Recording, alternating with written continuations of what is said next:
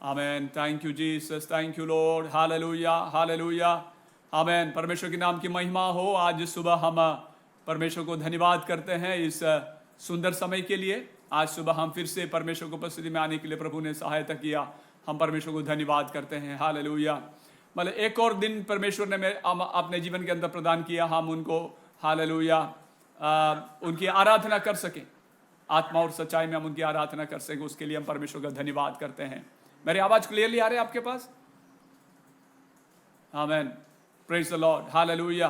परमेश्वर के नाम की महिमा हो। आज सुबह हम परमेश्वर को धन्यवाद करते हैं। हमारे वचन के हालेलुया, हमारे वचन के मनन को हम जारी रखेंगे। जैसे पिछले दिनों में हमने हालेलुया हमने मनन किया था एफेसियों की पत्री से, इसी प्रकार फिर से हम आज सुबह एफेसियों की पत्री से ही हमारा मनन को हम जारी रखेंगे। हालेलुया। एफेसियों की पत्री से आज सुबह हम पढ़ेंगे उसके चौथा अध्याय 4। रोबिन पढ़ने में मदद करेंगे। अध्याय 4 उसका 11 से लेकर के 16 तक हम आज पढ़ेंगे। उसके बाद यदि समय हो तो कुछ आगे की आयतों को और पढ़ेंगे। सबसे पहले एफेसियों की पत्री चौथा अध्याय उसके 11 से 16 तक पढ़ेंगे। एफेसियंस 4:11-16। एफेसियंस 4:11-16। एफेसियों की पत्री चौथा अध्याय 11वीं आयत से 16वीं आयत है। उसने कुछ को प्रेरित नियुक्त करके और कुछ को भविष्यवक्ता नियुक्त करके और कुछ को सुसमाचार सुनाने वाले नियुक्त करके और कुछ को रखवाले और उपदेशक नियुक्त करके दे दिया, जिससे पवित्र लोग सिद्ध हो जाए और सेवा का काम किया जाए और मसीह की देह उन्नति पाए, जब तक हम सबके सब विश्वास और परमेश्वर के पुत्र की पहचान में एक न हो जाए और एक सिद्ध मनुष्य न बन जाए और मसीह के पूरे ढील डौल तक न बढ़ जाए, ताकि हम आगे को बालक न रहे जो मनुष्यों की ठग विद्या और चतुराई से उनके भ्रम की युक्तियों के और उपदेश के हर एक झोंके से उछाले और इधर उधर घुमाए जाते हो, वरन प्रेम में सच्चाई से चलते हुए सब बातों में उसमें मुखर है, अर्थात मसीह में बढ़ते जाए, इससे सारी देह हर एक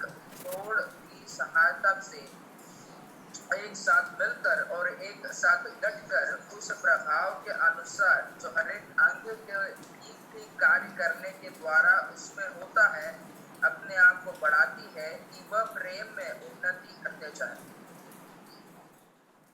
आमेन। Praise the Lord, hallelujah. परमेश्वर को धन्यवाद करते इस वचन के लिए। हम पिछले दिनों में पिछले संडे को 2-3 संडे को हमने एफेसियों की पत्री से मनन किया। आज भी हम इसी से मनन कर रहे हैं और इसमें हमने ये देखा कि पिछले रविवार को भी हमने देखा किस संदर्भ में किस परिस्थिति में पौलुस ने एफेसुस की कलीसिया के विश्वासी लोगों को ये पत्र लिखा। हमने ये देखा कि पौलुस जैसे प्रेरितों के काम के पुस्तक 19वें अध्याय में देखा, पौलुस अपने तीसरी मिशनरी यात्रा में वो एफेसुस में आ गया, वचन का प्रचार किया, सुसमाचार का प्रचार किया और कलीसिया की स्थापना हुई।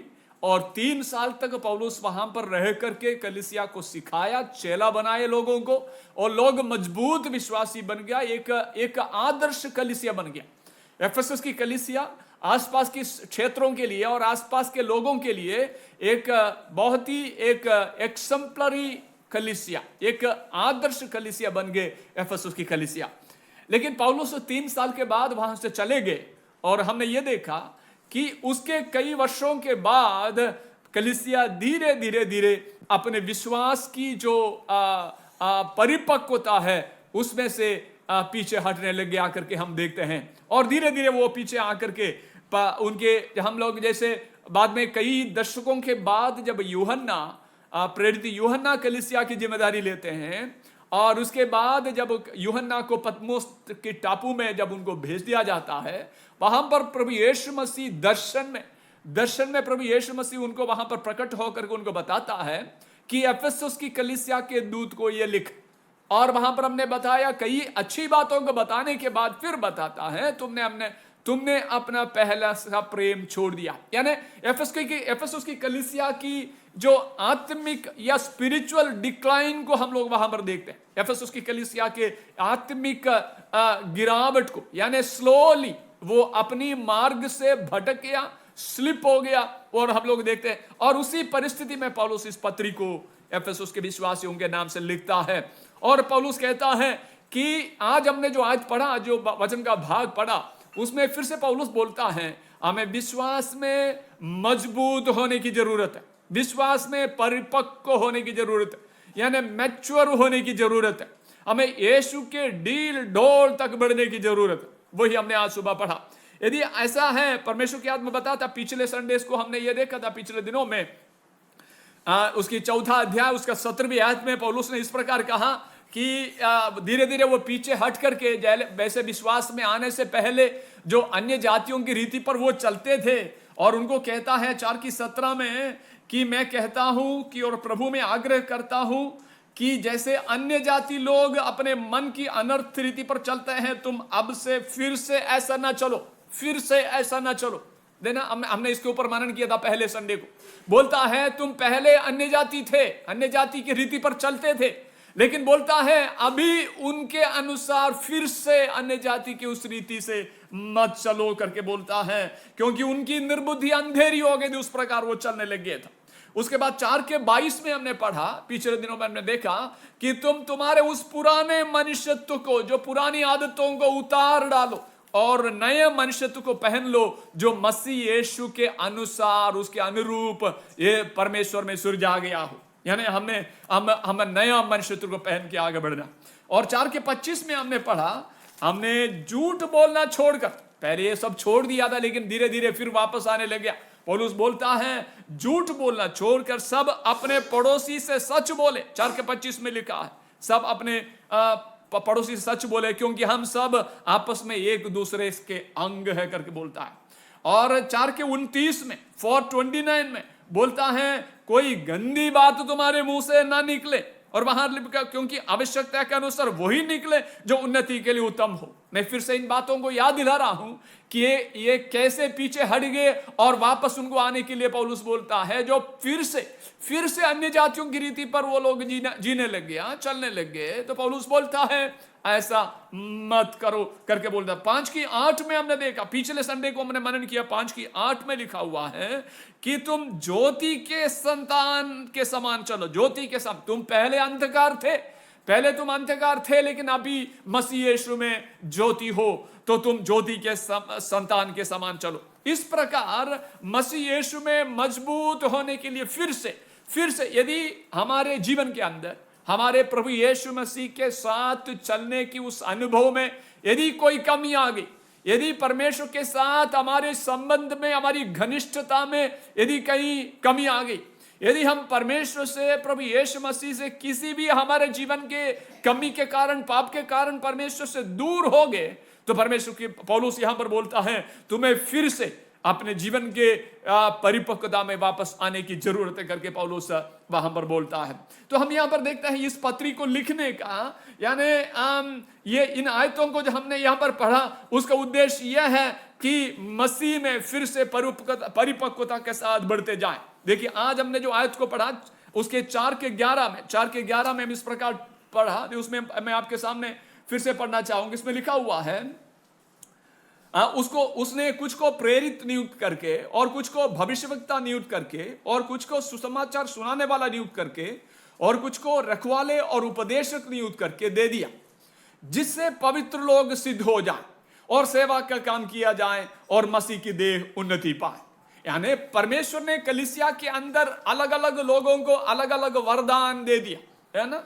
कुछ को परमेश्वर ने क्या बना दिया, परमेश्वर ने भविष्यवक्ता नियुक्त कर दिया, भविष्यवाणी का वरदान दे दिया। कुछ को परमेश्वर ने प्रेरिताई का वरदान दे दिया, वहां पर हम पढ़ते हैं। और परमेश्वर कुछ को सुसमाचार सुनाने वाला, इवेंजलिस्ट का वरदान दे दिया, और कुछ को रखवाले का यानी पास्टर का, वहां पर पास्टर शब्द लिखा है इंग्लिश के अंदर, और किसी को परमेश्वर ने उपदेशक यानी टीचर्स का, टीचिंग का वरदान परमेश्वर ने दे दिया। यानी इस तरह के अलग अलग वरदानों से परमेश्वर लोगों को, कलीसिया को लेस किया, ताकि उसका कारण क्या है, ताकि 12वीं आयत में लिखा है जिससे कि पवित्र लोग सिद्ध हो जाए, पवित्र लोग सिद्ध हो जाए। विश्वासी सिद्ध होने के लिए, परफेक्ट होने के लिए, कलीसिया मसीह यीशु में सिद्ध होने के लिए परमेश्वर ने इन वरदानों से लेस करके परमेश्वर के लोगों को परमेश्वर ने इक्विप कर दिया। परमेश्वर के लोगों के इन वरदानों को दे दिया करके हम यहां पर पढ़ते हैं। तो हमारा इस आयत में हमने ये देखा कि परमेश्वर प्रभु यीशु मसीह कलीसिया को मजबूत होने के लिए परमेश्वर चाहता है। उसकी 13वीं आयत में हम आगे पढ़ते समय 4:13 में यदि हम पढ़ेंगे तो इस प्रकार लिखा हुआ है कि मसीह, 12 के अंत में हमने ये पढ़ा, मसीह की देह उन्नति पाए। मसीह का देह क्या है? मसीह की देह कलीसिया है, मसीह की देह चर्च है, हम मसीह का देह है। और हम परमेश्वर चाहता है कि हम आत्मिक उन्नति पाते जाएं, हम सब सिद्ध होते जाएं। यानी एफेसुस की कलीसिया, केवल एफेसुस की कलीसिया नहीं, हमारे जीवन के अंदर भी हम एक ऐसा समय था, यीशु मसीह से हम बिल्कुल हमारे मन से प्रेम करते थे, उनकी कहना में इधर उधर हम नहीं जाते थे, बिल्कुल उनके वचन के ऊपर चलते थे। लेकिन अब इधर उधर चलने की या परमेश्वर से दूर हो गई, तो परमेश्वर की आत्मा इस वचन के द्वारा हमें प्रोत्साहित करता है, हमें उत्साहित करता है कि हम फिर से परमेश्वर की उपस्थिति में आ जाएं, क्योंकि परमेश्वर इन वरदानों को कलीसिया में इसलिए दे दिया कि पवित्र लोग सिद्ध हो जाए और हम सेवा का कार्य किया जाए और मसीह की देह यानी कलीसिया उन्नति पाए। परमेश्वर का हमसे ये चाहता। 13वीं आयत में लिखा, 13वीं आयत में जब तक, कब तक, कितनी उन्नति पाना चाहिए, कितना बढ़ना चाहिए कलीसिया को? जब तक कि हम सब के सब विश्वास और परमेश्वर की पुत्र की पहचान में एक ना हो जाएं। हमें कितनी स्पिरिचुअल ग्रोथ की जरूरत है, कहां तक बढ़ने की जरूरत है? वहां पर लिखा जब तक कि हम सबके सब विश्वास और परमेश्वर की पुत्र की पहचान में एक ना हो जाएं। बहुत ही इंपॉर्टेंट है, बहुत ही इंपॉर्टेंट है वो, है ना। मसीह की पहचान में यूनिटी ऑफ फेथ लिखा हुआ है। उस आयत को मैं इंग्लिश में भी आपके सामने पढ़ना चाहूंगा।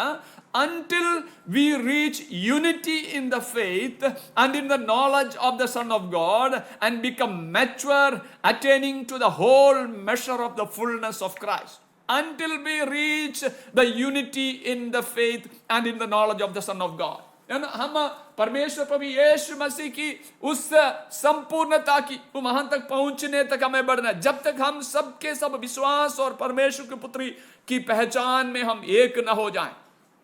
हम थोड़ा सा बड़ा हो गया इसका मतलब ये नहीं कि हम पूरा परिपक्व हो गया, है ना। एक बच्चा पैदा होने के बाद वो धीरे धीरे, है ना, एक न्यूबॉर्न चाइल्ड, एक नवजात शिशु जैसे बढ़ता जाता है। 1 साल होता है, थोड़ा सा बड़ा होता है, और 2 साल आता है, थोड़ा सा और बड़ा होता है, 3रे वर्ष में और बड़ा होता है, 4थे वर्ष में और बड़ा होता जाता है। इस प्रकार उसकी साइज में, उसकी आकार में, उसके कद में, है ना, जैसे बड़ा होते जाता है। पौलुस बोलता है एक मसीही विश्वासी इस प्रकार बड़ा होता जाता है। और कहां तक कितना बड़ा होगा? एक व्यक्ति को बढ़ने के लिए एक सीमा होती है, ऐसे नहीं कि हर साल बढ़ते जाता है ना। एक उसकी लंबाई यानी उसका कद एक संपूर्णता को पाएंगे और उसके बाद उनकी ग्रोथ रुक जाएगी वहां पर। यानी एक व्यक्ति की शारीरिक जो ग्रोथ है, फिजिकल ग्रोथ है, वो उसकी बढ़ोतरी और रुक जाएगी। और कब तक को होगा वो? कब तक, कहां तक होगा? जब तक कि हम सबके सब विश्वास और परमेश्वर के पुत्र के पहचान में एक ना हो जाए और एक सिद्ध मनुष्य बन जाए। आज विशेष करके हमारा मनन का विषय है कि हम एक सिद्ध मनुष्य बन जाए। ए परफेक्ट मैन, इंग्लिश में लिखा है ए परफेक्ट मैन, सिद्ध मनुष्य।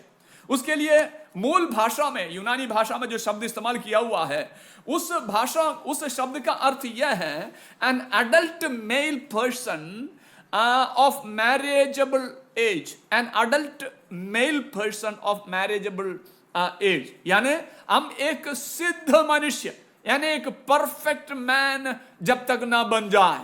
अनेर शब्द इस्तेमाल किया, अनेर शब्द, परफेक्ट मैन, सिद्ध मनुष्य। हमें कितना बढ़ना है? एक सिद्ध मनुष्य तक। सिद्ध मनुष्य का मैं उसका परिभाषा आपको बता रहा हूं। इसकी मूल भाषा में बाइबल में इस प्रकार लिखा, वो जो शब्द इस्तेमाल किया उस शब्द का अर्थ है कि मतलब एक व्यक्ति जब शादी के उम्र हो जाए, एक अडल्ट मेल पर्सन, है ना। यहां पर मसीह यीशु की संपूर्णता लिखा हुआ, आप उसको आयत को पढ़ेंगे, वहां पर लिखा उसके आयत के अंदर एक सिद्ध मनुष्य न बन जाए और मसीह के पूरे ढील ढोल तक न बढ़ जाए। कितनी बढ़ने की जरूरत है एक विश्वासी को उनकी स्पिरिचुअल ग्रोथ में, आत्मिक बढ़ोतरी में कितने बढ़ने की जरूरत है? उनको मसीह के ढील ढोल तक बढ़ने की जरूरत है। वो बात हम देखने, वो बात हमें यहां पर प्रेरित पौलुस लिखता है। यानी एक व्यक्ति आत्मिक जीवन में बढ़ते बढ़ते कहां तक पहुंचेगा? वो मसीह के बराबर, मसीह के ढील ढोल तक बढ़ेगा, यानी एक पुरुष बन जाएगा। एक बच्चा, मैंने कहा बड़ा होकर के जब एक पुरुष बन जाएगा, शादी करने का उम्र में, an adult male person of marriageable age, उस एज में पहुंचेगा तो उसको एक पुरुष बोलता है। यानी एक विश्वासी को प्रभु यीशु मसीह की ढील ढोल तक, उसका इतना तक हमें आगे बढ़ना है। अटेनिंग, लिखा है attaining the whole measure of the fullness of Christ, attaining the whole measure of the fullness of Christ. जितना प्रभु यीशु मसीह, उतना एक विश्वासी उनके समान बढ़ना है। उसका मतलब क्या है? और goal is to be conformed into his image, प्रभु यीशु मसीह की समानता में होना, प्रभु यीशु मसीह की समानता में। एक विश्वासी के जीवन के अंदर उनकी आत्मिक बढ़ोतरी कितना होना चाहिए? प्रभु यीशु मसीह के ढील ढोल तक। उसका कद कितना बड़ा है, उतना हमको भी होना है। यानी इसका मतलब यह है कि वो यीशु में जितनी शुद्धता है, उतनी शुद्धता हमारे जीवन के अंदर। यीशु में कितनी पवित्रता है, उतनी पवित्रता हमारे जीवन के अंदर। यीशु में जितनी धार्मिकता है, वो कितनी धर्मी है, उतनी धर्म भी हमारे जीवन के अंदर। और वो कितना प्रेम करता है यीशु, उतना प्रेम हम भी दूसरे से प्रेम करते हैं। यीशु जैसे क्षमा करते हैं, हम एक दूसरे से क्षमा करते हैं। यीशु जैसे प्रेम करते हैं, वैसे हम प्रेम करते हैं। यीशु जैसे देखते हैं, वैसे हम देखते हैं। मतलब इसके यीशु की ढील ढोल तक बढ़ना, यानी attaining the whole measure of the fullness of Christ. इसका मतलब यह है कि यीशु मसीह की समानता में हो जाना।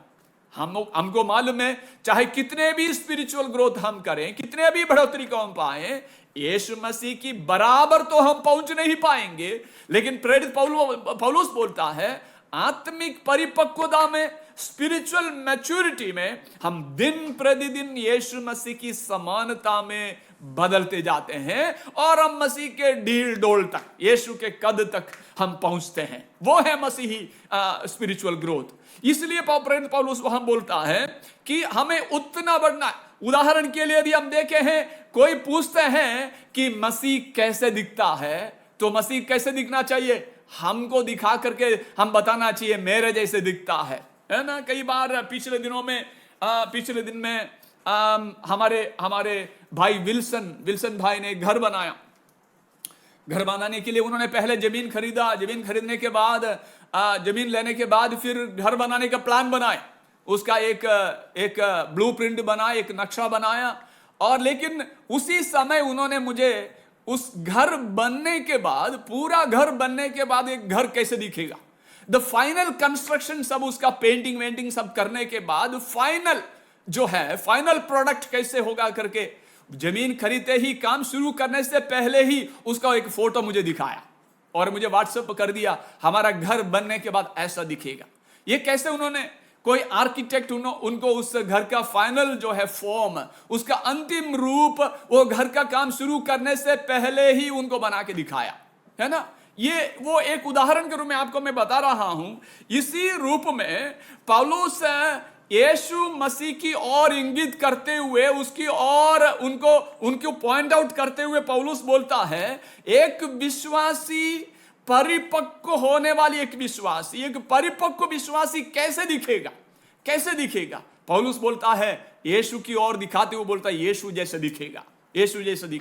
एक विश्वासी मसीह के ढील ढोल तक बढ़ते जाता है, स्पिरिचुअल मैच्योरिटी में, मसीही परिपक्वता में बढ़ते जाते। कितना बढ़ता जाएगा कि मुझे और आपको देख करके लोग बोलेंगे, यही मसीह यीशु है। हमारे जीवन के द्वारा, हमारे चाल चलन के द्वारा, हमारे एक दूसरे के साथ व्यवहार के द्वारा, हम एक दूसरे के साथ प्रेम करते हुए, है ना, एक हमारे लेन देन के द्वारा, हमारे रिलेशनशिप के द्वारा, हमारा उठना बैठना, हमारा व्यवहार के द्वारा बाहर के लोगों के साथ, ये सब देख करके ये बोलना चाहिए, he is he is attained the whole measure of the fullness of Christ. यानी मसीह यीशु के ढील ढोल तक ये बढ़ गया। वास्तव में मसीह यीशु ऐसा दिखता है ना। पौलुस एफेसुस की कलीसिया को बोलता है तुम लोग मसीह यीशु की परिपक्वता में बढ़ते जाएं, और अंत में फाइनल प्रोडक्ट कैसे दिखेगा?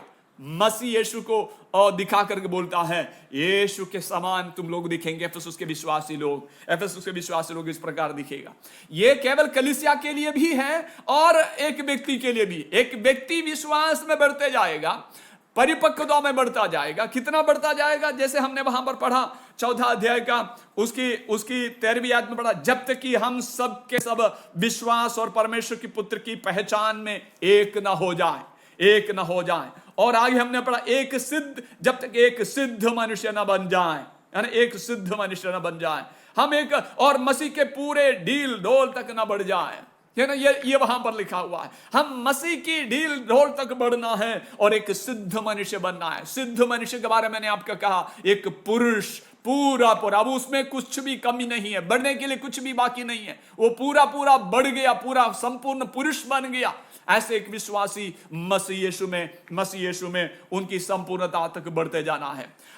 मैंने ऐसे कहा कि हमारे व्यक्तिगत जीवन में हम मसीह यीशु की उस ढील ढोल तक बढ़ना है, और कलीसिया को भी, और in other words both in an individual way or in a corporate way, the church also should be grown into the maturity of Christ. व्यक्तिगत रूप में भी हमें बढ़ना है, और चर्च को भी, सामूहिक रूप में चर्च को भी मसीह यीशु के ढील ढोल तक बढ़ना है। और मैं और आप, हम विश्वासी लोग व्यक्तिगत रूप में हम मसीह यीशु की परिपक्वता में बढ़ता जाता है, तो कैसा होगा? हम बढ़ते जाएंगे तो हमारी कलीसिया भी मसीह यीशु के ढील ढोल तक बढ़ेंगे, और हम मसीह के समान, एग्जैक्टली यीशु मसीह के समान दिखना शुरू करेंगे, और हमारे द्वारा हम ज्योति के संतान बनकर के चलेंगे, और हमारे जीवन में लोग यीशु मसीह को देखेंगे। हालेलुया। एक महान ने एक लेखक ने इस प्रकार कहा, उसका नाम जॉन मैकार्दर इस प्रकार कहा। मैं उसको इंग्लिश में आपके सामने पढ़ूंगा और उसके बाद हिंदी में यदि हो सके उसकी तर्जमा करूंगा। जॉन मैकार्दर ने इस प्रकार कहा, the church in the world is Jesus Christ in the world. आप समझ में आ गया? The church in the world is Jesus Christ in the world, because the church is now the fullness of his the fullness of his incarnate body in the world. फिर मैं उस sentence को पढ़ूंगा। The church in the world is Jesus Christ in the world, because the church is now the fullness of his incarnate body in the world. यदि church को लोग इस दुनिया में देखना है, तो यीशु को इस दुनिया में लोग देखना है कि चर्च को देखना है। यीशु कहाँ है? लोग चर्च जहां है वहां पर यीशु मसीह है। उसके कारण क्या है? क्योंकि यीशु मसीह की शारीरिक संपूर्णता पूरा मसीह यीशु की कलीसिया में दिखता है, और यानी मुझ में और आंख में दिखता है। इसलिए जॉन मैकार्दर ने कहा, the church in the world is Jesus Christ in the world. Yeshu Masih अभी शारीरिक रूप में इस दुनिया में नहीं है। यीशु मसीह एक समय में था, 2020 साल पहले वो इस दुनिया में रहा, करीब 33.5 साल तक इस दुनिया में रखा शारीरिक रूप में। उस समय यदि कोई किसी को पूछते कि यीशु कैसे दिखता है, एक बार अंद्रियास ने कहा कि हमें यीशु दिखाओ, है ना, तो उनको कहा यीशु दिखा, यीशु को ला करके दिखा, यीशु को दिखाया। और आज हमसे कोई पूछे यीशु को दिखाओ, कैसे दिखाएंगे? क्योंकि यीशु हमारे बीच में शारीरिक में नहीं है। और मुझे और आपको, यानी चर्च को देकर के, कलीसिया को देकर के लोग बोले यही यीशु मसीह है। इसलिए जॉन मैकार्दर ने कहा, the church in the world is Jesus Christ in the world, because the church is now the fullness of his incarnate body in the world. Yeshu Masih का हर शारीरिक रूप अभी कलीसिया के द्वारा लोग देखते हैं, दुनिया देखते हैं करके यहां पर जॉन मैकार्दर करके। इसलिए हमारा उद्देश्य यह है कि हम यीशु मसीह की समानता में बढ़ जाए, हम यीशु मसीह की ढील ढोल तक हमारे आत्मिक जीवन में बढ़ जाए। यदि ऐसा हम करेंगे, हमारे दूसरे पॉइंट की ओर हम आएंगे। उसकी 14वीं आयत में लिखा है, 4:14 में, यदि हम एक सिद्ध मनुष्य बन जाएं, मसीह के ढील ढोल तक बढ़ जाएं, तो 14 आयत में लिखा है, ऐसा करेंगे तो हम आगे को बालक ना रहें, जो मनुष्यों की ढग विद्या और चतुराई से उनके भ्रम की युक्तियों और उपदेश के हर एक झोंके उछाले और इधर उधर घुमाए जाते हैं, है ना। यदि हम मसीह में परिपक्व आएंगे, हमें भटकाने वाले लोगों के द्वारा हम भटके ना जाएंगे, हम इधर उधर डगमगा, हमारे विश्वास में हम डगमगा ना जाएंगे। हम ये देखते हैं ना, कलीसिया के अंदर, विश्वास के जीवन के अंदर, यदि हमारी प्रार्थना के जीवन के अंदर कमी आ गई, वचन मनन में कमी आ गई, तो समझ लो कि हमारी स्पिरिचुअल डिक्लाइन, आत्मिक जीवन के अंदर आत्मिक गिरावट शुरू हो गई। उसका कारण क्या है? उसके कारण यह है कि हम हमारे जीवन के अंदर कहीं ना कहीं समझौता करना शुरू कर दिया, कहीं ना कहीं समझौता करना शुरू कर दिया, यानी मतलब विश्वास में डगमगाना लग गया, विश्वास में डगमगाने लग गए। और इसका मतलब यह है कि प्रेरित पौलुस बोलता है, उस प्रकार करेंगे तो यदि हम एक सिद्ध मनुष्य बन जाएंगे तो क्या नहीं करेंगे, हम बालक ना रहेंगे और मनुष्यों की ढग विद्या और चतुराई से हम भटके ना जाएंगे। इंग्लिश में मैं आयत को आपको पढ़ना चाहूंगा कि 4:14 इस प्रकार लिखा उस वचन के अंदर, then we will no longer be infants, हम शिशु ना रहेगा, tossed back and forth by the waves, यानी लहरों में हम इधर उधर घुमा फिरे ना जाएंगे। लहरें तो आएंगे आत्मिक जीवन के अंदर, लहरें तो आएंगे आत्मिक जीवन के अंदर। मनुष्यों की ढग विद्या, इंग्लिश में, हिंदी में लिखा है मनुष्यों की, क्या लिखा है, मनुष्यों की ढग विद्या और चतुराई, यानी इन बातों से डगमगाना जाए। एक विश्वासी यदि यीशु मसीह में परिपक्व है, यीशु मसीह में मजबूत है, इन चतुराइयों से, लोगों की चतुराई की, यानी लोगों की ढग विद्या में और उनकी भ्रम की युक्तियों और उपदेश के हर एक झोंके और उछाले इधर उधर घुमाए ना जाएंगे। आमीन, हालेलुया। कई लोगों के विश्वास के जीवन को देखते हुए हम ये देखते हैं, कई बार हालेलुया वो आमीन विश्वास में कमजोर हो जाता है, डगमगा जाता है, हिलने ढुलने लगता है विश्वास जीवन के अंदर। उसका कारण यह है कि मसीह के ढील डोल तक, उनके कद तक, उनके समानता में बढ़ते नहीं जा रहा है, स्पिरिचुअल ग्रोथ नहीं हो रहा है ना। मैंने पहले ही कहा कि हम लहरें तो आ सकते, समुद्र में लहर जरूर आएंगे, हमारे आत्मिक जीवन में जरूर आएंगे, झूठी शिक्षा देने वाले आएंगे, भटकाने वाले आएंगे, गॉसिप बोलने वाले, यानी चुगली करने वाले आएंगे, लेकिन हम उस लहर में हम डगमगा ना जाएंगे। Hallelujah, hallelujah. यीशु मसीह और उनके चेले समुद्र में से होकर के जा रहा था, बड़ी आंधी तूफान आ गया और बड़े लहरें, ऊंची ऊंची लहरें आने लग गई, और जिस नाव में वो लोग चल रहे थे वो नाव भी लहर के अनुसार डगमगाने लग गए, और चेले रोने लग गए, चिल्लाने लगे, हम मर जाएंगे गुरु, हे गुरु तो हमारी चिंता नहीं करते, हम मर जाएंगे, क्योंकि नाव के अंदर पानी भरने लग गया था, डूबना शुरू हो गया था। लेकिन वो जो नाव है जिसके अंदर यीशु वो कभी डूब नहीं सकता। मेरे और आपके जीवन के अंदर यदि हम मसीह यीशु की समानता में बढ़ते जाएंगे और उसकी ढील तोड़ तक बढ़ते जाएंगे, हमारे नाव में चाहे कितने भी लहरें आए, कितने भी आंधी तूफान आए, लहरें तो आएंगे, आंधी तूफान आएंगे, लेकिन जिस नाव में यीशु मसीह है, जो यीशु मसीह की समानता में आत्मिक जीवन में बढ़ते जाते हैं, वो कभी डगमगा ना जाएंगे। लहरें आकर के टकराएंगे, आंधी तूफान आकर के डराएंगे हमारे जीवन के अंदर, लेकिन वो नाव कभी डगमगाएंगे नहीं, क्योंकि उसके अंदर यीशु है, और यीशु की समानता में, यीशु मसीह की परिपक्वता में, उसके ढील डोल तक एक सिद्ध मनुष्य के रूप में हम विश्वासी बढ़ते जाते हैं। हालेलुया। इसलिए हमारे जीवन के अंदर को इस दुनिया की कोई लहरें हमारे आत्मिक जीवन को डगमगा नहीं सकता, हमारे फाउंडेशन को, हमारी नींव को हिला नहीं सकता। आत्मिक जीवन में मजबूत होकर के हम आगे बढ़ेंगे, और यीशु मसीह की उस ज्योति को हमारे जीवन के द्वारा हर समय हम प्रतिबिंबित करते रहेंगे। यीशु मसीह की तेजस को, उसकी तेजस्वी रूप हमारे द्वारा दुनिया देखेंगे, क्योंकि हम ज्योति के संतान के समान चलेंगे। हम अंधकार नहीं, अभी हम अंधकार नहीं। एफेसुस की कलीसिया को इस पत्री को लिखने का उद्देश्य यह है, उनकी स्पिरिचुअल डिक्लाइन, आत्मिक कमजोरी जो है, वो उस आत्मिक कमजोरी में वो आमीन कमजोर होता ना जाए। प्रेरित पौलुस इस बात को हर कलीसिया को लिखते समय, हर कलीसिया से बात करते हैं, प्रेरित पौलुस बोलता है। हमने देखा कुरिन्थी की पत्रियों से मनन करते समय हमने देखा था, पहली कुरिन्थी उसकी तीसरे अध्याय में हमने ये देखा था कि तुम एक आत्मिक लोगों जैसा मैं तुमसे बात नहीं कर सकता, क्योंकि तुम अभी भी बालक हो, तुम अभी भी बालक हो। कुरिन्थ के विश्वासियों को पौलुस ने कहा, क्योंकि तुम्हारे बीच में अभी भी झगड़ा, ईर्ष्या और फूट, ये सब तुम्हारे बीच में है। तो क्या तुम शारीरिक नहीं है ना? क्या तुम शारीरिक नहीं?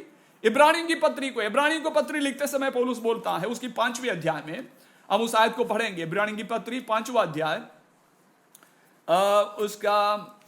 उसके 12 को हम पढ़ेंगे। इस प्रकार लिखा हुआ है, इब्रानियों की पत्री 5वां अध्याय उसकी 12वीं पद में लिखा है, ताकि तुम आलसी ना हो जाओ, वरन उनका अनुकरण करो जो नहीं, ये नहीं, 5 की 12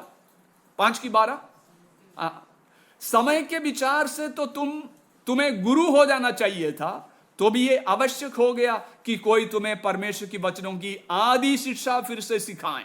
देखिए, ये पत्री को भी लिखने वाला हम विश्वास करते हैं, हालांकि ये विवादित है कि इब्रानियों की पत्री किसने लिखा, लेकिन मैं सोचता हूं यह पत्री प्रेरित पौलुस ने ही लिखा है। इसमें लिखा हुआ है, पौलुस बोलता है कि समय के विचार से तो तुम्हें गुरु हो जाना चाहिए था, मसीह यीशु की शिक्षाओं को, उसकी शिक्षा देने वाला टीचर होना चाहिए था, लेकिन अभी कैसे हैं लेकिन ये अवश्य हो गया है कि कोई तुम्हें परमेश्वर की वचनों की प्रिलिमिनरी शिक्षा, आदि शिक्षा फिर से सिखाए। तुम तो ऐसे हो गए हो कि तुम्हें अन्न के बदले अब तक दूध ही चाहिए, क्योंकि दूध पीने वाला बच्चे को तो धर्म के वचन की पहचान नहीं होती, क्योंकि वो बालक है। पर अन्न सयानों के लिए है, यानी अडल्ट के लिए, अन्न सयानों के लिए है, जिनकी ज्ञानेंद्रियां अभ्यास करते करते भले बुरे में भेद करने में निपुण हो गए हैं। हालेलुया।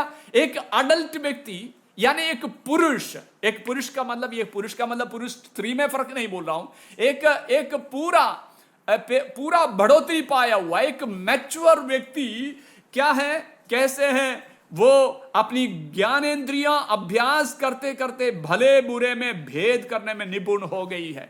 कोई भटकाने वाले आएगा, कोई युक्ति लेकर के आएगा, कोई लहरें जीवन में आएगी, एक मसीह में परिपक्व व्यक्ति वो डगमगा नहीं जाएंगे, क्योंकि उनकी ज्ञानेंद्रियां कैसे हो गई, मसीह यीशु में आत्मिक जीवन में अभ्यास करते करते भले बुरे में भेद करने में निपुण हो गए हैं।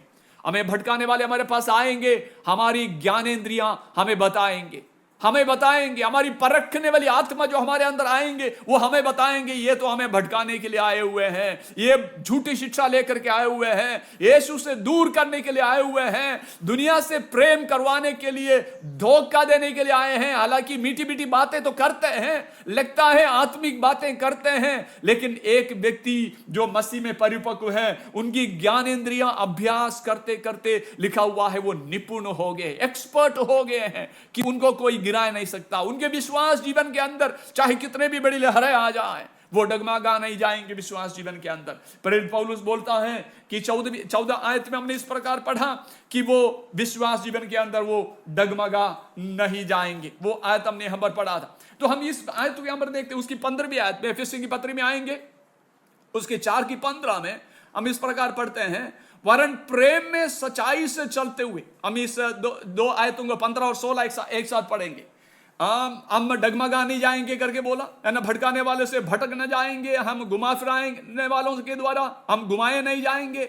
वरन 15वीं आयत में लिखा है, वरन प्रेम में सच्चाई से चलते हुए सब बातों में उसमें जो सिर है अर्थात मसीह में बढ़ते जाएंगे। कैसे करेंगे? प्रेम में सच्चाई बोलते हुए, है ना, सच्चाई बोलेंगे। यदि कोई गलत करते हुए देखेंगे तो सच बोलेंगे। मैंने पिछले बार में भी कहा था, परमेश्वर की आत्मा है ना पैसिवनेस को, निष्क्रियता को पसंद नहीं करता। यदि को लगातार पाप करते कोई भाई कोई बहन लगातार पाप करते हुए देखेंगे, वहां पर हमारी निष्क्रियता पाप है, हमें उसको सचेत करना है। वहां पर लिखा है उसको सच बोलना है, लेकिन प्रेम से बोलना। वहां लिखा है प्रेम को सच बोलते हुए सब बातों में उसमें जो सिर है, सिर कौन है? मसीह है, अर्थात मसीह में बढ़ते जाए।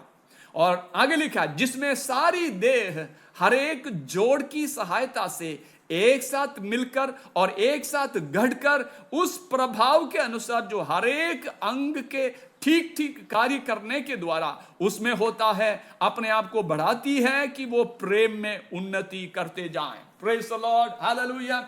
इस आयत को मैं इंग्लिश को भी आपके सामने इंग्लिश में भी पढ़ना चाहूंगा। उस आयत में उसके 4 की 14 and 15 इस प्रकार लिखा हुआ है इस आयतें। देखिए आप इस आयत को ध्यान देना। देन वी विल नॉट, मैंने आपको पढ़ करके सुना है, 15 और 16 पढ़ेंगे। Instead speaking the truth in love, we will in all things grow up into him who is the head, that is Christ. We will in all things grow up into him.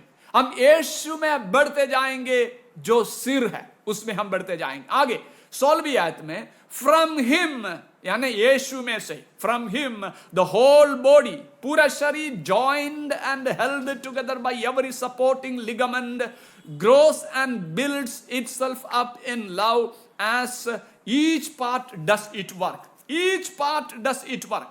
हर एक अंग अपना अपना कार्य करेंगे, है ना। हर एक अंग यानी कलीसिया के अंदर प्रत्येक व्यक्ति, प्रत्येक अंग अपना अपना कार्य करेंगे, है ना। तब क्या कैसे होगा? कलीसिया उन्नति पाते जाएंगे। यीशु मसीह सिर होगा और हम सब यीशु मसीह यानी सिर से जुड़ा हुआ होगा। प्रत्येक लिगमेंट, प्रत्येक जो अंग है, वहां लिखा हुआ है हम सब सारी देह हर एक जोड़ की सहायता से, कैसे देह कैसे मसीह के साथ जुड़ेंगे? यानी हम देह है, हम सब विश्वासी लोग एक एक अंग है शरीर के, यीशु मसीह के शरीर के एक अंग है। हम अंग यीशु मसीह से कैसे जुड़ेंगे? विथ ईच लिगमेंट, हर एक जोड़ की सहायता से एक साथ मिलकर और एक साथ गढ़कर एक इंफ्रास्ट्रक्चर के रूप में, एक इंफ्रास्ट्रक्चर, एक बुनियादी ढांचे के रूप में हम यीशु मसीह के साथ जुड़े जाएंगे। जो सिर है, सिर के साथ जुड़े जाएंगे।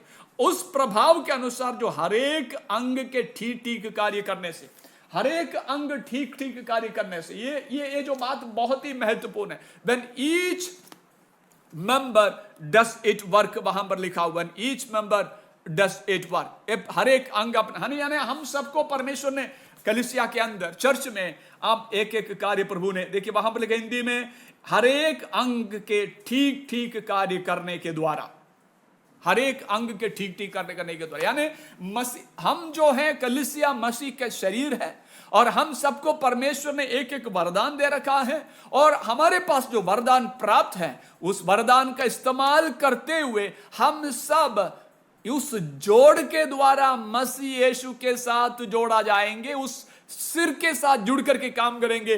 तो पूरी बॉडी, पूरा जो शरीर है मिल करके बढ़िया रीति से काम करेंगे। ये शरीर जो है बहुत अच्छी तरीके, ये चर्च, शरीर का मतलब चर्च जो है बहुत अच्छी तरीके से काम करेंगे, जिसका सिर प्रभु यीशु मसीह है। हालेलुया। आज हमें इसलिए इस संदेश को मैं यहां पर समाप्त करने से पहले इस बात को मैं आपके सामने ये रख करके हम समाप्त करना चाहूंगा कि यहां पर हमने आज शुरुआत इसलिए किया था कि परमेश्वर ने कलीसिया में किसी को भविष्यवक्ता नियुक्त करके, किसी को प्रेरित नियुक्त करके, किसी को पास्टर नियुक्त करके, किसी को शिक्षा देने वाले, किसी को सुसमाचार प्रचारक नियुक्त करके क्या कर दिया था? यह सब करने का उद्देश्य क्या था? कि मसीह की देह उन्नति पाए, मसीह की देह उन्नति पाए, कि पवित्र लोग सिद्ध हो जाएं, पवित्र लोग सिद्ध हो जाएं। तो मेरी और आपकी कंट्रीब्यूशन, यानी हम में से प्रत्येक व्यक्ति का सहयोग, जिन वरदानों को प्रभु ने हमें दिया है, और मैं फिर से यह बात आपको दोहराना चाहूंगा, पिछले दिनों में कहा था, कलीसिया के अंदर एक भी ऐसा व्यक्ति नहीं है जिसके पास कोई वरदान नहीं हो। सबके पास परमेश्वर ने वरदान दिया है और हमें यह पहचानना है, हमें यह जानना है प्रभु हमें कौन सा वरदान दिया है। और वो जो वरदान प्रभु ने किस लिए दिया है? मसीह यीशु की आत्मिक उन्नति के लिए, यानी चर्च की आत्मिक उन्नति, मसीह यीशु की शरीर जो चर्च है, चर्च के आत्मिक उन्नति के लिए। इस प्रकार हम हर एक अंग हमारे आत्मिक जीवन में हम सिद्ध हो करके मसीह के डील ढोल में बढ़ते जाएंगे। तो हम इस चर्च, आमीन, जैसे हमने जॉन मैकार्थर ने कहा, आमीन आमीन, the church in the world, हम उसको इस प्रकार पढ़ा था कि the church in the world is Jesus Christ in the world. यानी हम लोग हमारे द्वारा, चर्च के द्वारा ही यीशु मसीह को लोग देखेंगे, क्योंकि यीशु मसीह की संपूर्णता हमारे में प्रकट हुआ है। यानी पिता परमेश्वर की संपूर्णता, उसकी प्रतिमा मसीह यीशु में देखी जाती है और मसीह यीशु की संपूर्णता हम में देखी जाती है। और हम यानी कलीसिया, मुझे और आप में, चर्च में यीशु मसीह की पूरी संपूर्णता देखी जाती है मेरी चाल चलन के द्वारा। मैं हम समाप्त करने से पहले एक और बात में उस 15-16 आयत में, ये 2-3 आयतों में मैं आपको देखना चाहूंगा एक परफेक्ट चर्च कैसे दिखता है, यानी एक परिपक्व विश्वासी, एक परिपक्व कलीसिया कैसे दिखाई देते हैं। उसकी चौथा अध्याय, उसकी 13वां अध्याय की पहली भाव में हमने देखा मसीह यीशु की पहचान की एकता में बढ़ते जाता है। एक परफेक्ट चर्च, एक परफेक्ट विश्वासी कैसे दिखाई देता है? Unity in the faith and in the knowledge of Jesus Christ. 14 उसका 4-13 की पहली भाग में हम देखा था कि हम सब के सब विश्वास और उसकी पहचान में एक हो जाता है। हम सब विश्वास में और यीशु मसीह की पहचान में एक हो जाता है। पहली बात एक परफेक्ट कलीसिया का निशान है, परफेक्ट कलीसिया का चिन्ह है हम इस पर। दूसरी बात यह है कि उसका 13वीं आयत की दूसरी भाग में लिखा है हम सब क्या करेंगे? यीशु मसीह की संपूर्णता को पाएंगे, attaining the fullness of Christ. उसका 13वीं आयत की दूसरी भाग में 13b में लिखा हुआ है हम एक सिद्ध मनुष्य को बन जाएं या मसीह यीशु के डील लोल्डों को पाएं। तीसरी बात है कि उसकी 15 का पहली बार में हमने पढ़ा, पहली आयत में पढ़ा हम प्रेम से सच बोलेंगे। एक सिद्ध मनुष्य, एक सिद्ध कलीसिया प्रेम से सच बोलेंगे, लेकिन प्रेम से बोलेंगे, speaking the truth in love. अब चौथी बात, एक सिद्ध मनुष्य यानी एक सिद्ध कलीसिया कैसे दिखेगा, कैसे दिखेगा? उसकी 15वीं आयत की दूसरी भाग में लिखा है growing up into Christ the head of the body, यानी मसीह जो सिर है उसके साथ जुड़ता रहेगा, सिर से अलग नहीं होगा, सिर से अलग नहीं होगा, सिर से सारी बातें पाएंगे, जो भी बातें पाना है वो सिर से यानी मसीह से पाएंगे। नंबर 5, पांचवी बात यह है कि 16वीं आयत की पहली आयत में लिखा है कि 16वीं आयत पहली बार में पढ़ा, उसकी पहली भाग में पढ़ा हमारा देह हर एक जोड़ की सहायता से एक साथ मिलकर, एक साथ घड़कर, है ना, और यीशु मसीह के साथ हम जुड़ते जाएंगे। N infrastructure of joined and supporting bones and ligaments joined with Christ, ऐसे लिखा। यीशु मसीह के साथ जुड़ता रहेगा, घड़ता रहेगा, और हर एक लिगमेंट के द्वारा, हम लिखा वहां पर रखेंगे joined and supporting लिगमेंट के द्वारा हम यीशु मसीह के साथ जुड़ता रहेंगे। अगला पॉइंट, अगला बिंदु यह है कि एक परफेक्ट कलीसिया, एक सिद्ध मनुष्य, एक सिद्ध कलीसिया कैसा दिखेगा कि सस्टेन्ड बॉडीली ग्रोथ। 16 का दूसरी भाग में हमने देखा कि हमारे शरीर का एक लगातार बढ़ते जाना, लगातार बढ़ते जाना, यानी यीशु मसीह का शरीर लगातार बढ़ते जाना, वो हम वहां पर देखते हैं, अपने आप को बढ़ाती है करके हम वहां पर देखते हैं। आगे अगला पॉइंट जो है 16वीं अध्याय का तीसरी भाग में हम देखते हैं, 16वीं आयत का, 4थे अध्याय का 16वीं आयत का उसके तीसरी भाग में sustained development of increased strength and new infrastructure needed. वहां पर लिखा हुआ है यीशु मसीह में एक नई अनुभव में होकर के प्रेम में उन्नति करते जाएं, प्रेम में उन्नति करते जाएं, ऐसा लिखा हुआ है। और अगले अंतिम भाग, एक सिद्ध कलीसिया कैसे दिखेगा? एक सिद्ध कलीसिया each part of the body will be doing it's work, ऐसे लिखा हुआ है। यानी वहां पर लिखा हुआ है हर एक अंग ठीक ठीक अपना अपना कार्य करेगा, इस प्रकार वहां पर लिखा हुआ है। इस वचन के लिए हम परमेश्वर को धन्यवाद। मेरे शब्दों को मैं यहां पर विराम देना चाहूंगा। प्रभु यीशु मसीह ने मुझे और आपको इसलिए बुलाया है कि हम उस पुराने मनुष्यत्व के, उस पुराने रीति पर चलते हुए, जैसे कुरिन्थियों की पत्री को लिखते समय, इब्रानियों की पत्री के लिखते समय बोलता है तुम अभी भी बालक बनकर रहने के लिए नहीं प्रभु ने हमें बुलाया। मसीह यीशु में इतनी साल हो गए हमारे स्पिरिचुअल ग्रोथ का, मसीह यीशु में हम कितने साल बिताए हमारे बपतिस्मा लेने के बाद, हालेलुया। लेकिन अभी हम कैसे हमारी स्पिरिचुअल ग्रोथ, एक सिद्ध मनुष्य बन करके मसीह यीशु के डील डोल तक बढ़ना परमेश्वर हमसे चाहता है। लेकिन हम कहां तक बढ़ गए? क्या हमारी ग्रोथ कहीं रुक गए? हमारी ग्रोथ कहीं रुक गए? आज सुबह के समय हमें देखना है। यदि ऐसा कहीं हुआ है, हमें इन दिन आज के सुबह के समय हमारे आत्मिक जीवन में बढ़ोतरी को फिर से हमें पाना है। हमारी कमजोरियों को दूर करके आज सुबह हम परमेश्वर से प्रार्थना करेंगे। यदि हम हमारे आत्मिक जीवन के अंदर कहीं डिक्लाइन आ गया, कहीं गिरावट आ गई, आज सुबह हम परमेश्वर से क्षमा मांगते हुए प्रार्थना करेंगे। प्रभु हम परमेश्वर पिता कई बार कुरिन्थ के कुछ विश्वासियों के समान, कई बार हम एफेसुस के कुछ विश्वासियों के समान हमारे पहले प्रेम से, मेरे पहला प्रेम से, जो पहला जो घनिष्ठता मसीह यीशु के साथ था, पहला जो प्रार्थना जीवन मेरे जीवन के अंदर था, यीशु मसीह की उपस्थिति के बिना मैं रहा नहीं जाता था। यीशु बिना प्रार्थना के मुझे एक समय भी, हालेलुया आमीन, मैं नहीं चल सकता था। लेकिन अभी प्रार्थना के जीवन के अंदर कमी आ गई। पहले मुझे वचन के प्रति इतनी भूख और प्यास था, परमेश्वर का वचन पढ़ने का, उसको प्राप्त करने का, लेकिन वचन के प्रति एक एक एक एक क्या बोले हम उसके, एक डिस्टेस्ट आ गया, एक टेस्ट नहीं, परमेश्वर के वचन के प्रति रुचि नहीं है। हालेलुया। हम आज सुबह परमेश्वर को उपस्थिति में अंगीकार करते प्रार्थना करें, मेरी आत्मिक बढ़ोतरी, मेरी स्पिरिचुअल ग्रोथ कहीं ना कहीं रुक गया। आज इस वचन के द्वारा प्रेरित पौलुस एफेसुस की कलीसिया को ही नहीं, हम सबका उत्साह बढ़ाते हुए करता है कि मसीह यीशु में हम बढ़ते जाएं। कितना बढ़ता है, कितने बढ़ता जाना है? जब तक हम सबके सब मसीह यीशु की समानता में हम बढ़ते जाते हुए सिद्ध ना हो जाएं और उसकी पूरे ढील ढोल तक बढ़ते ना जाएं। आमीन।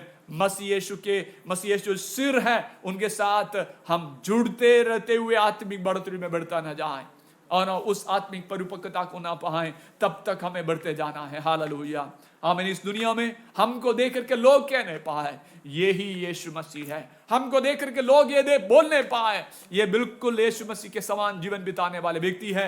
ये कलीसिया वास्तव में मसवड़ा के अंदर, हालेलुया, यीशु मसीह की कलीसिया है। लोग हमको देख करके बोल नहीं पाए, जैसे उस व्यक्ति ने कहा, Jesus Christ in the world is the church in the world. Hallelujah. The church in the world is Jesus Christ in the world. हम परमेश्वर को धन्यवाद करते हैं, हम इस महान हालेलुया शिक्षा के लिए जो प्रेरित पौलुस के द्वारा परमेश्वर की कलीसिया को दिया है। आइए हम परमेश्वर को धन्यवाद करते हुए प्रार्थना करें, अपने जीवन को परमेश्वर की उपस्थिति में अर्पण करते हुए हम प्रार्थना करें। हालेलुया।